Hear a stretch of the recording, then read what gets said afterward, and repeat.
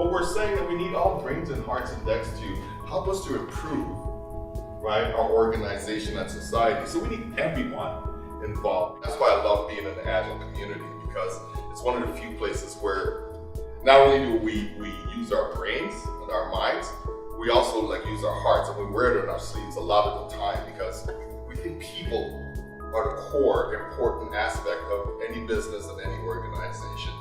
We need to make sure that we have both men, women, people of different colors, people of different identities involved in our society and in our practices, with equal opportunity for all. If we don't practice this as part of our culture, right? So we need to sustain an engagement.